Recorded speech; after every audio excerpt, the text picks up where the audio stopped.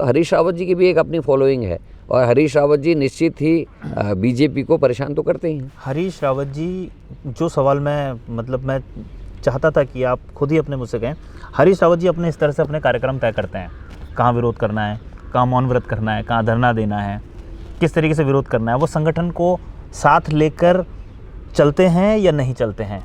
मैं इसका दूसरा सवाल भी पूछूंगा, पहले इसका जवाब दीजिए। देखिए वो उस सब चीज़ से ऊपर चले गए हैं और ये उनका आज का नहीं है। वो चाहे प्रीतम सिंह थे, चाहे किशोर उपाध्याय थे, वो इस तरीके से हमेशा से करते रहे हैं और हम बुरा भी नहीं मानते। भीष्म पितामह हैं और हरि की इच्छा हरि जाने, उनसे आगे ना हम हैं ना उनसे आगे हम बोल सकते हैं। मैंने पिछले हफ्ते हरीश रावत जी का इंटरव्यू किया था, उनसे मैंने पूछा कि कांग्रेस आक्रामक क्यों नहीं रहती, तो औपचारिक रूप से उन्होंने कहा मेरे को इंटरव्यू में ही ऑन रिकॉर्ड कि उतनी सक्रियता नहीं दिखाती प्रदेश इकाई।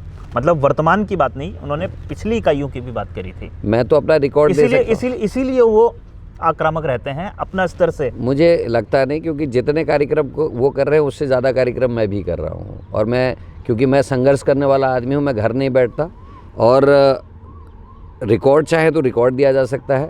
लगातार कितनी मीटिंगें हुई, कितने दौरे हुए, कितने कार्यक्रम हुए, उस सब चीज़ के हमारे पास रिकॉर्ड उपलब्ध हैं। हाँ, अब किसी को नहीं देखना है तो वो नहीं देखता है। अच्छा, आपने कहा वो भीष्म पितामह है, उनकी बात का हम विरोध नहीं, मतलब बुरा नहीं मानते, तो भीष्म पितामह का मतलब क्या समझे? अब उनको रिटायर हो जाना चाहिए सक्रिय राजनीति से, क्योंकि भीष्म पितामह तो गद्दी से बंधे हुए थे हस्तिनापुर की। नहीं, वो गद्दी से कहाँ बंधे हुए? वो कांग्रेस से बंधे हुए हैं, वो मोड़े से बंधे हुए हैं। अच्छा। वो हर जगह ले जाके मोड़े में बैठते हैं। हाँ। और हरीश रावत जी का एक्सपीरियंस देखिए, उस चीज़ को डिनाई नहीं किया जा सकता। इस समय प्रदेश में चाहे बीजेपी है चाहे कांग्रेस है, अगर सबसे ज़्यादा स्वीकार्य कोई आदमी है इस समय जिसको एज ए लीडर देखा जाता है तो हरीश रावत। उनकी कद का भी कोई भी पूर्व उत्तराखंड में इस समय लीडर नहीं है। नरेंद्र तिवारी जी के बाद संभव था वही सबसे बड़ा चेहरा है और इसीलिए वो कुछ भी करते हैं वो होता तो कांग्रेस के लिए ही है, इसलिए हम उस चीज़ का बुरा नहीं मानते।